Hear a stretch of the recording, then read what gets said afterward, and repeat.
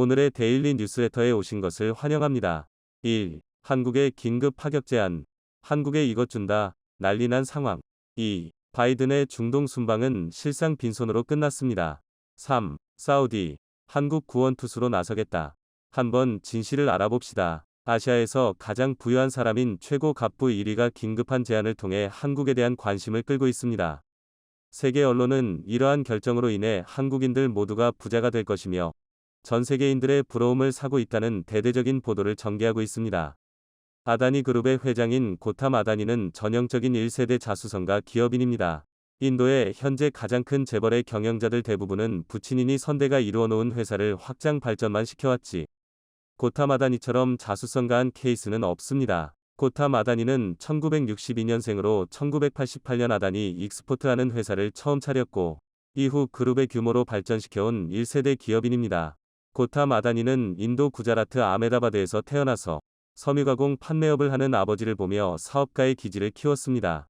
공부보다 직접 시장에 가서 뛰어보고 싶었던 고탐은 구자라트 대학교 2년차에 학교를 중퇴하고 뭄바이로 날아가 다이아몬드 사업을 배우기 시작했습니다. 이때 다이아몬드 가공 및 판매 등에 대해 3년간 익히고 다이아몬드 중개 사업도 시작했습니다. 형의 부름으로 다시 아메다바드로 돌아와 PVC 무역업을 도왔습니다. 이후 1988년 드디어 본인의 아다니 엔터프라이즈를 설립하여 본격적인 무역업에 뛰어들었고 사업을 빠른 속도로 성장시켜 나가기 시작했습니다. 인도가 경제 성장을 위해 꿈틀대는 초기 1998년 고탐 아다니에게 매우 큰 기회가 찾아옵니다. 구자라트는 해안가를 끼고 있는 지역으로 무역업이 매우 활발했는데요. 당시에는 선진화된 항구가 없었고 이에 인도 정부는 문트라포트를 민간회사에게 운영권을 넘겼고 이때 고탐 아다니가 인수하면서 본격적인 그룹 성장의 모태가 됩니다. 문트라포트는 현재 1억 4천만 톤의 물동량을 자랑하는 인도 최대의 민간 항구로 성장했습니다. 이후 아다니 그룹의 성장은 아다니 파워, 아다니 재생에너지, 아다니 석탄, 아다니 광산, 아다니 트랜스미션 등 인프라를 중점적으로 사업이 엄청난 성장을 거두었습니다. 주변의 뭄바이 공항과 아메다바드 공항 등도 모두 아다니 그룹 소유이고 호주와 인도네시아 등지에서도 광산을 대규모로 인수하며 덩치를 키웠습니다. 인도의 절대 권력 1인자 모디 총리와도 매우 특별한 관계입니다. 40년도 안 된 아다니 그룹이 인도 최대 재벌이 된 것에는 모디 총리의 지원이 막대했다는 것입니다. 모디가 2004년 선거 시즌 당시 캠페인을 위해 아다니 전용 제트 비행기를 타고 전국을 다녔던 점만 봐도 모디 총리와 아다니가 얼마나 특별한 관계인지를 알 수 있는데요. 이뿐만이 아닙니다. 해외 순방길에 언제나 고탐 아다니가 모디 총리의 가장 옆에 있었고 그때마다 수조 원에 달하는 사업을 쉽게 따냈었다는 부분들은 의심할 여지가 없습니다. 이렇게 인도 최고 권력자를 등에 업은 고탐 아다니의 아다니 그룹은 현재 에너지, 항만 등 여러 분야를 아우르는 대기업으로 7개 상장 계열사를 두고 있으며 직원 수 2만 3천 명, 시가총액 2,300억 달러, 약 290조 원 이상을 자랑합니다. 학교 중퇴자에서 무역업자로 이후 억만장자가 되기까지 아다니 회장은 언제나 위험천만한 모험을 좇으며 아슬아슬한 삶을 살았습니다. 일례로 지난 1998년 1월 아다니 회장은 아마다바드에서 동료와 함께 차에서 무장괴한에 납치된 바 있습니다. 몸값을 노린 범죄였습니다. 아다니 회장과 함께 납치된 동료는 법원의 반복적인 소환에도 증언대에 오르지 않았으며 결국 2018년 용의자 2명은 석방됩니다. 종종 자신을 사람들의 이목을 끌지 않는 인물로 묘사하는 아다니 회장은 단 한 번, 인생에서 3번 정도 매우 불행한 일이 일어난 적 있다 라고 기자에게 말했을 뿐 이러한 사건에 대해 별로 이야기하지 않습니다. 이렇게 위험천만한 인생을 산 고탐 아다니는 결국 현재 인도 최고의 인프라 거물로 등극했습니다. 인도에서 두 번째로 큰 시멘트 기업, 서부 해안 도시 문드라에 있는 인도 1위 항구를 포함한 항구 13곳, 공항 7곳이 모두 아다니 그룹 소유입니다. 게다가 델리와 인도의 상업 중심지 뭄바이 사이를 잇는 인도에서 가장 긴 고속도로 또한 건설 중입니다. 석탄 발전소 6곳도 운영하는 아다니 회장은 인도 최고의 민간 에너지 공급업자입니다. 이와 동시에 녹색 수소 분야에 500억 달러 투자를 약속했으며 8,000km에 달하는 천연가스 파이프라인도 운영하고 있습니다. 인도네시아와 호주의 탄광을 사들이기도 한 아다니 회장은 2030년까지 전 세계 재생에너지 분야 1위가 되길 꿈꾸고 있습니다. 한편 정책 분석가 제임스 크랩트리는 저서 억만장자 라지 인도의 신도금 시대의 여정. 더 빌리어네어 라제이. 저니스루 인디아스 뉴 길디드 에이지에서 아다니 회장의 사업 확장 속도는 이전 시대 산업 거인들의 성장 속도 및 규모에 필적한다고 썼습니다. 크랩트리는 인도의 낙후된 인프라에 의존할 수 없었던 아다니 회장은 자신이 직접 철도와 전력망을 건설하기 시작했습니다. 또한 인도산 석탄을 쉽게 구할 수 없자 인도네시아와 호주의 탄광을 사들였으며 자신이 건설한 항구를 통해 이를 다시 인도로 들여온다 라고 적었습니다. 아다니 회장의 사업 팽창 속도는 인도의 산업 팽창 속도를 반영한다 라고도 덧붙였습니다. 결국 고탐 아다니는 얼마 전 제프 베이조스를 제치고 세계 2위 부호에 올랐습니다. 전 세계에서 아다니보다 재산이 많은 사람은 일론 머스크 테슬라 최고 경영자, CEO가 유일했죠. 블룸버그가 집계한 억만장자 지수에 따르면 이날 현재 아다니의 재산은 1469억 달러, 약 204조 원로 베이조스보다 1900만 달러, 264억 원 더 많습니다. 이에 따라 재산 2639억 달러, 367조 원인 머스크에 이어 아다니가 세계 두 번째 부자가 됐습니다. 블룸버그는 서방의 기술기업 창업자들이 주름 잡고 있는 세계 부호 순위에서 아시아인이 2위에 오른 것은 매우 의미 있는 성과라고 평가했습니다. 월스트리트 저널 WSJ 도 블룸버그 억만장자 지수에서 역대 가장 높은 순위에 오른 아시아 인물이라고 강조했습니다. 자, 그런데 이렇게 잘 나가던 아다니의 최근 대형 위기가 찾아왔습니다. 아다니 그룹이 최근 공매도 표적이 되면서 난리가 나버렸습니다. 순식간에 기업 가치 60조 원이 공중분해 되어버렸는데요. 미국 공매도 업체 힌덴버그 리서치는 지난 24일 아다니 그룹 핵심 상장사들을 공매도 타깃으로 지정하지. 순식간에 아다니 그룹 7개 상장사 주가가 20% 폭락했습니다. 미국 공매도 업체는 특히 7개 상장사의 주가가 지나치게 고평가된 만큼 기업 기초여건, 펀더멘털, 과 경쟁사 주가를 고려하면 85% 이상 하락할 가능성이 있다며 기업 가치 하락에 베팅하는 매도 포지션을 보유 중이라고 밝혔습니다. 그러면서 아다니 그룹이 주가 조작과 분식회계에 관여해왔고 모리셔스 등 역외 조세회 피처 소재 사업체를 부적절하게 이용했다고 비판했습니다. 해당 보고서가 나온 이후 아다니 그룹 상장사 7곳의 시가총액은 약 480억 달러, 약 59조 원 증발했고 또 이 영향으로 아시아 최대 부자 고탐 아다니 회장의 재산도 55억 달러, 약 6조 8천억 원 줄어 3위에 이름을 올렸던 포브스 실시간 부호 순위에서 7위로 밀렸습니다. 최근 급하게 3조 원이 넘는 자본 조달을 추진했던 것도 물거품이 될 위기에 놓였습니다. 미국에서 유명한 공매도 업체에 제대로 찍혀버렸고 이들이 폭로한 아다니 그룹의 재정 건전성 문제의 심각성. 심지어 아다니의 사기 행각까지 수면 위로 올라오면서 난리가 났습니다. 미국 공매도 업체 힌덴버그는 희대의 사기꾼 아다니의 아다니 그룹은 실제는 회계 조작의 비투성이 회사들로 언제라도 무너질 모래바탕 위에 서 있다 라면서 현 시가의 85%가 헛바람이라고 주장했습니다. 힌덴버그의 앤더슨은 아다니가 막대한 빚을 숨기면서 역외 조세회 피처의 유령 회사를 차려놓고 탈세를 자행한 기업 역사상 최대의 사기꾼이라고 노골적으로 매도했습니다. 자칫 잘못하면 그룹 전체가 완전히 날아가 버릴 수도 있는 상황인데요. 자, 그런데 한국이 구세주로 나섰습니다. 미국 유명 공매도 업체에 찍힌 뒤 그 누구도 아다니와 사업을 하지 않고 있었는데요. 한국의 포스코가 아다니와 초대규모 합작 사업을 체결했습니다.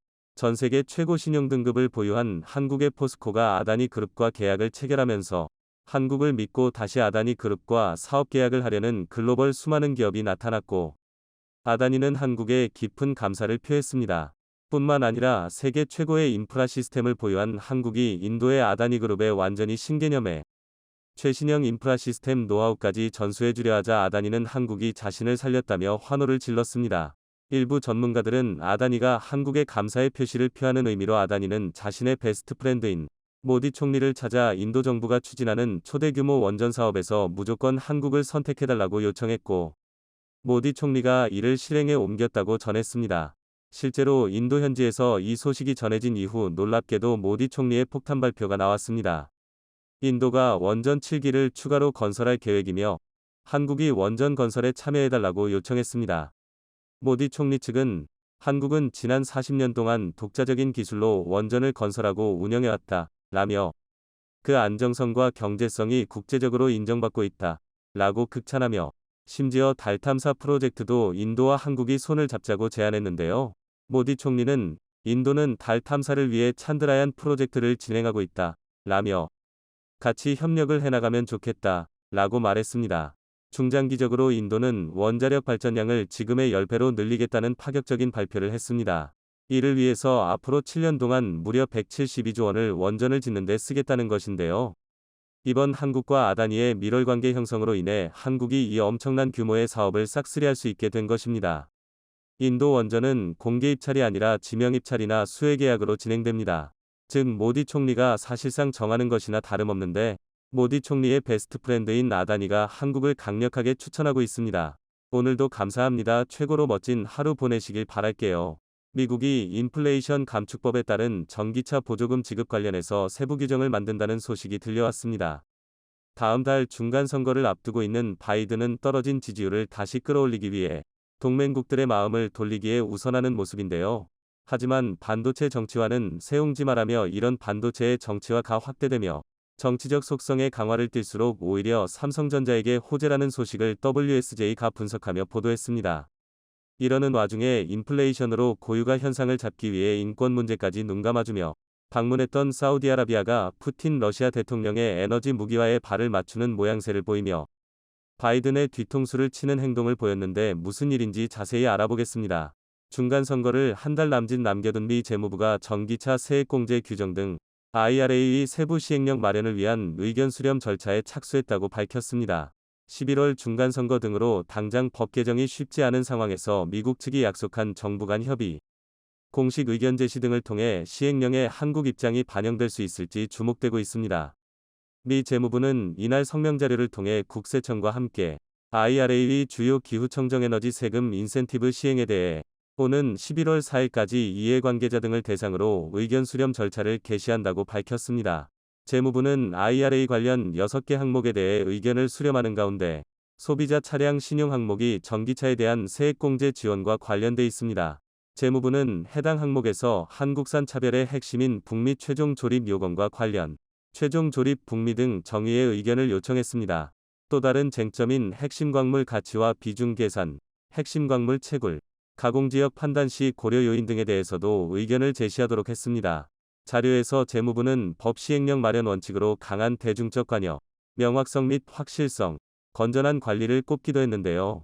연말까지 IRA 관련 시행령 작업을 완료하고 최종 가이드라인을 공개한다는 계획인 가운데 향후 몇 주간 주요 이해관계자가 참여하는 공청회도 개최한다고 덧붙였습니다. 제닛 옐런 재무장관은 재무부는 IRA 시행 관련 책임을 이행할 준비가 됐으며 법조항으로 혜택을 입을 이해관계자 및 대중과 협력하기를 기대한다. 고 밝혔습니다. 재무부가 IRA 시행령 마련을 위한 공식 절차에 착수함에 따라 한국 정부 역시 현재 미국 측과 진행 중인 양자협의체 외의 의견 수렴 정차로도 IRA 내 문제 조항에 대한 수정 의견을 제시할 예정입니다. 외교 소식통은 아직 공식적으로 방침이 정해진 것은 아니지만 의견을 낼 가능성이 크다. 고 밝혔습니다. 현대차 역시 관련 의견을 제시할 것으로 알려졌으며 현대차 관계자는 상황을 예의주시하면서 대응책을 마련하고 있다. 고 말했습니다. 한편 이날 미국의 월스트리트 저널 WSJ은 최근 미중 간 반도체 정치화 움직임이 장기적으로 삼성전자에게 득이 될 것이라고 진단했습니다. 미국과 중국 등 글로벌 각국이 반도체 산업을 중심으로 경제 안보 강화 움직임을 보이며 반도체의 정치화가 더욱 확대되는 가운데 이 같은 정치적 속성의 강화가 삼성전자에겐 오히려 호재가 될 수 있다는 평가가 나왔습니다.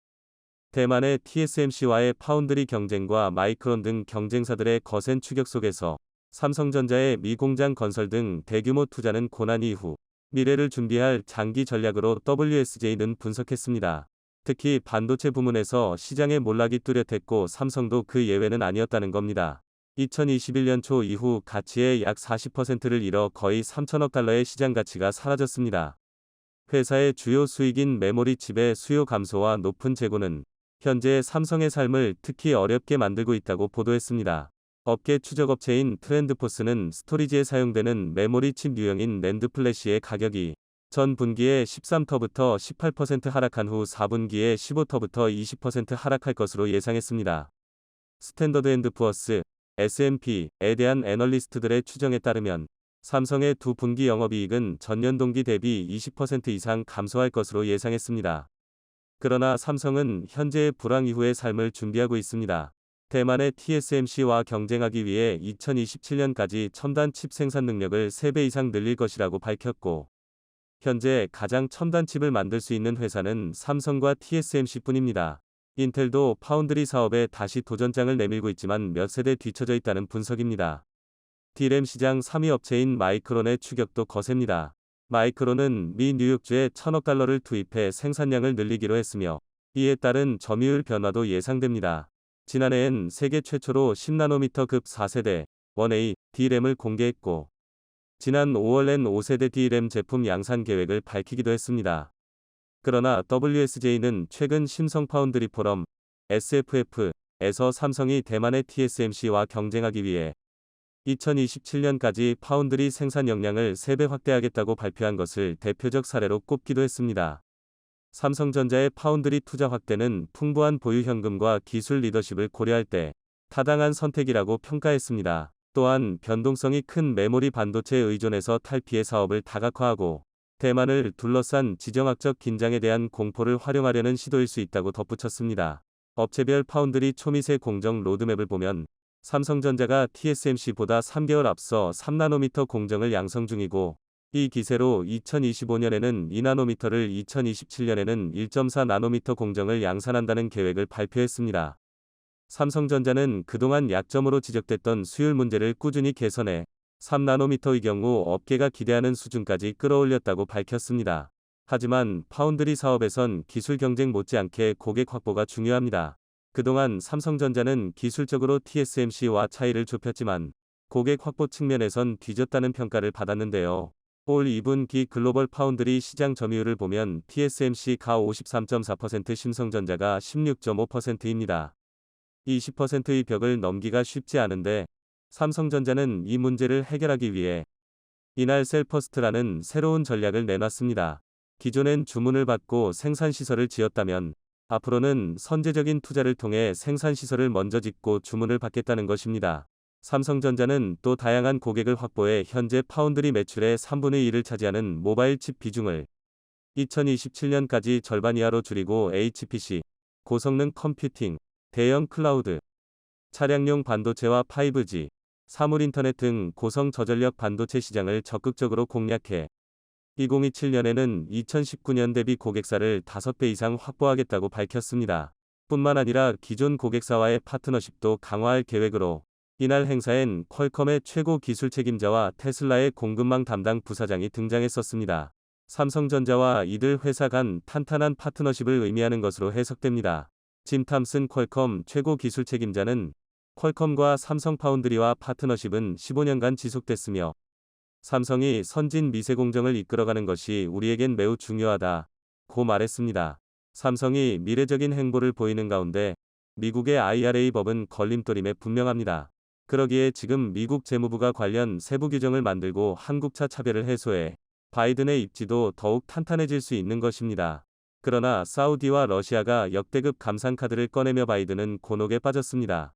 석유 수출기구 오펙와 러시아 등 오펙 산유국의 협의체인 오펙 플러스가 하루 200만 배럴의 원유 감산을 결정한 것입니다. 경기 침체 우려로 하락하는 유가를 떠받치기 위한 조치로 풀이되는데, 최근 진정세를 보이던 유가가 다시 치솟아 인플레이션 압력을 높일 것이란 우려가 나오고 있습니다. 블룸버그 통신, WSJ 등 외신에 따르면 오펙 플러스는 오스트리아 빈에서 2020년 3월 후 첫 대면 정례회의를 열고 이와 같이 결정했다고 보도했습니다. 우크라이나 전쟁 발발 직후인 지난 3월 국제 유가는 사상 최고치인 배럴당 147달러까지 뛰었습니다. 그러나 미국 중앙은행 패드 위 긴축에 따른 경기 침체 우려와 달러 강세로 7월 배럴당 100달러 선이 깨지며 연준이 3연속 자이언트 스텝 한 번에 기준금리를 0.75%포인트 인상을 밟은 지난달에는 1월 이후 처음으로 80달러 선으로 밀렸습니다. 오펙 플러스의 대규모 감산으로 유가가 다시 배럴당 100달러를 넘어설 것이라는 전망도 나오는 한편, 앞서 골드만삭스는 대규모 감산이 이뤄지면 브렌트유 가격이 배럴당 100달러를 웃돌 것으로 내다봤습니다. 유가 강세가 이어지면 에너지 비용 급등에 따른 인플레이션에 시달리고 있는 많은 나라가 거세게 반발할 것으로 보입니다. 특히 11월 중간선거를 앞둔 바이든 정부가 타격을 받을 수 있다는 관측이 나오며 이날 감산 소식에도 뉴욕 상업거래소에서 장 초반 서부 텍사스 원유 WTI 11월 물은 보합권에서 등락을 반복하고 있습니다. 오펙 플러스가 대규모 원유 감산 카드를 꺼낸 것은 국제 유가가 맥을 못 추고 있어서라는 분석입니다. 지난 6월 배럴당 122달러를 넘던 WTI는 4일 기준 고점 대비 29% 추락했습니다. 브렌트유 가격은 배럴당 90달러 선을 회복했지만 123달러를 웃돌던 6월 고점보다는 여전히 26% 낮습니다. EU가 도입하는 러시아산 원유 가격 상한제 등 다른 변수도 적지 않다는 분석입니다. 오펙 플러스가 결정한 감산 규모 200만 배럴은 하루 세계 원유 공급량의 2% 수준입니다. 애초 전망됐던 50만 터부터 150만 배럴에서 규모가 확 커진 것입니다. 외신에 따르면 오펙 플러스의 두 주축인 사우디와 러시아가 감산을 적극 주장한 것으로 알려졌습니다. 오펙 플러스 결정과 반대로 사우디가 원유 생산량을 추가로 줄일 가능성도 있습니다. 글로벌 투자은행 RBC 캐피털 마켓은 사우디가 자체적으로 생산량을 줄여 오펙 플러스의 감산 효과를 극대화할 수 있다고 내다봤습니다. 오는 11월 중간선거를 앞둔 미국의 조 바이든 행정부는 오펙 플러스의 감산 전망에 곤혹스러워하고 있습니다. 국제 유가가 오르면 바이든 행정부가 업적으로 선전하는 자국 내 휘발유 가격 안정세가 깨질 수 있기 때문입니다. 로이터 통신에 따르면 백악관은 이날 오펙 플러스 회원국들의 원유 감산은 경제 펀더멘털, 기초 체력에 부합하지 않는다는 의견을 전달했다고 합니다. 지난 바이든 중동 순방 당시 사우디와 미국 간 증산 논의는 없었으며 바이든의 중동 순방은 실상 빈손으로 끝났습니다. 이에 떨어졌던 바이든의 지지율은 IRA 발표 후 소폭 상승했지만 여러 문제점들이 나타나면서 다시금 떨어진 후 회복세를 찾지 못하고 있는 가운데 이번 오펙 플러스의 발표로 다시 한번 위태해진 것입니다. 이에 바이든은 오펙 플러스의 근시안적인 감산 결정에 실망했다고 밝히며 다음 달에 전략 비축유 1000만 배럴을 추가로 방출할 것을 지시했습니다. IRA 세부 규정을 만드는 등 한국 기업을 다시 붙잡기 위해 친서까지 보내며 떨어지는 지지율을 반등시키기 위해 노력하는 모습입니다. 최근 미국은 자국 우선주의 정책을 더욱 강화하고 있지만 그 여파로 동맹국들의 경제적 손실이 눈덩이처럼 불어날 수도 있다는 점에서 많은 우려가 나오고 있습니다. 특히 미국은 코로나 상황으로 침체된 경기를 부양하기 위해 막대한 달러를 풀어 초저금리 상황을 만들면서 위기를 넘겼습니다. 하지만 시중에 풀린 막대한 달러는 물가 상승 즉 인플레이션을 발생시켰습니다. 문제는 인플레이션으로 인해 생기는 다양한 사회 구조적인 문제들을 근본적으로 해결하기 위해서 인플레이션 감축법 IRA를 통과시켰다는 점입니다. 결론부터 말하자면 미국 내 제조업을 부흥시켜 일자리와 경제 선순환 구조를 만들어 어떤 경제적 위기라도 극복할 수 있는 국가의 기초 체력을 기르자는 목적인데요. 인플레이션을 억제하기 위한 금리 인상을 단행해 달러화의 가치를 높여 타국으로 인플레를 수출하고 있다는 점입니다. 물론 이런 정책들은 미국 자국에겐 매우 이익이며 얼마 전까지 사상 최저 지지율을 기록하던 바이든 대통령은 이번 정책으로 전환점을 맞이하여 높아진 지지율로 국정 운영에 탄력을 받고 있습니다. 하지만 바이든 행정부와 집권 초기부터 삐걱대던 사우디아라비아에선 바이든 정부의 인플레이션 감축 정책 IRA에 정면으로 반기를 들며 석유 감산을 천명했습니다. 석유 수출국 기구 오펙의 대장국인 사우디가 미국의 정책에 전면적으로 반대를 하게 되면서 IRA의 최대 피해국이 되었던 한국이 가장 큰 혜택을 보게 될 것이란 전망이 나오는데요. 경제 전문가들은 이번 소식에 사우디에서 한국을 위한 구원투수로 나섰다고 보고 있는 상황입니다. 사우디아라비아의 석유 감산 소식이 미국 정치와 국제정세에 어떤 영향을 주게 되는지 자세히 알아보겠습니다. 미국 현지 자동차 시장에서 전기차 부문 2위를 기록 중인 현대기아를 겨냥한 인플레이션 감축 법안 IRA의 부당함은 널리 알려져 있습니다. 미국 현지에서도 동맹국인 한국과의 관계를 고려해 IRA 법안을 수정하자는 움직임이 일어나고 있으며 조지아주의 원옥 상원의원은 현대기아 자동차가 보조금을 지급받을 수 있도록 IRA 개정 법안을 발의했고 거기에 미국 재무부에서도 한국산 전기 차량에 대한 세액공제 지침 마련을 신설하는 등 한국의 입장을 이해하고 신규 정책에 적극 반영하겠다는 태도를 보이고 있습니다. 미국의 의회와 관계부처에서 한국산 전기차량 보조금 문제를 해결하려는 가운데 미국의 카밀라 해리스 부통령까지 이런 흐름에 가세했습니다. 해리스 부통령은 지난주에 열린 한국 국무총리와의 회담에서 한국산 전기차 보조금 문제를 확실하게 인지하고 있고 이를 해결하기 위해 다방면에서 노력 중이라며 한국 측과 확대 대화를 실시하겠다는 의사를 표명했습니다. 지난달 IRA 통과 직후 미국이 보이던 냉랭한 태도와는 사뭇 달라진 상황인데요. 이렇게 갑자기 태도 변화를 보인 이유가 있습니다. 오래전부터 중동 지역의 패권을 원하던 사우디는 이란 견제라는 공동의 가치관을 가진 미국과 혈맹에 가까운 좋은 관계를 유지하고 있었습니다. 하지만 빈살만 왕세자가 사우디 실권을 장악한 이후 인권을 중시하는 바이든 행정부가 들어서면서 미국과 사우디의 관계도 어긋나는 상황인데요. 이전 트럼프 행정부 당시 사우디는 누구보다 미국과 손발을 잘 맞추는 모습이었지만 바이든 정권이 들어서면서부터 미국은 사우디에게 미국산 무기에 대한 판매 거부로 시작해 사우디의 전략적 가치를 무시하는 정책을 펴왔습니다. 사우디는 기름은 많이 나지만 제조업과 과학기술이 부족한 국가이기에 국가안보에 필수적인 국방 장비와 시스템을 전부 해외에 의존하고 있습니다. 특히 중동의 1인자 자리를 놓고 경쟁 중인 이란보다 강력한 방산 장비를 갖추기 위해선 사우디에겐 미국산 무기가 필수적인 상황인데요. 그 결과 사우디는 미국이 원하는 디저유가 정책에 앞장서며 미국으로부터 많은 이익을 받아왔습니다. 하지만 미국에서 셰일혁명을 통한 막대한 양의 석유가 채굴되기 시작하면서 사우디의 전략적 중요성이 감소했다고 판단한 바이든 정권은 슬슬 사우디를 손절하는 작업에 들어갔습니다. 하지만 코로나19 우크라이나 사태가 겹치며 에너지 자원의 부족으로 인한 인플레이션이 가속화되자 미국은 다시 사우디를 찾고 있다는 것인데요. 현재 국제유가는 90달러 수준으로 2년 전 30달러 수준에 비해 3배가량 올랐습니다. 모든 산업활동과 경제활동의 기초가 되는 에너지 가격이 오르게 되면 곡물 가격부터 축산물 가격까지 인상되고 이로 인한 유통물류의 가격도 오르면서 모든 물가가 도미노처럼 오르게 되기에 물가 상승, 인플레이션을 억제하기 위해선 유가 하락이 필수적인 상황입니다. 그런데 그동안 미국의 편에서 미국의 의도대로 석유 생산량을 조절하던 사우디는 석유를 증산하여 물가를 낮추자는 미국의 의도와는 다르게 석유를 감산하여 국제유가를 높이겠다는 결정을 내렸습니다. 이에 석유 수출국 기구 오펙과 러시아는 사우디의 결정에 환영한다는 입장을 내면서 잠시나마 안정을 찾았던 유가는 다시 상승할 기미를 보이고 있는데요. 이렇게 되면 가장 직격탄을 맞게 될 곳은 미국입니다. 공장을 비롯한 제조업을 가득 끌어온 미국에게 고유가는 매우 치명적이며 현재도 심각한 미국 내 인플레이션 현상을 더욱 높일 수 있다는 전망이 나오고 있는데요.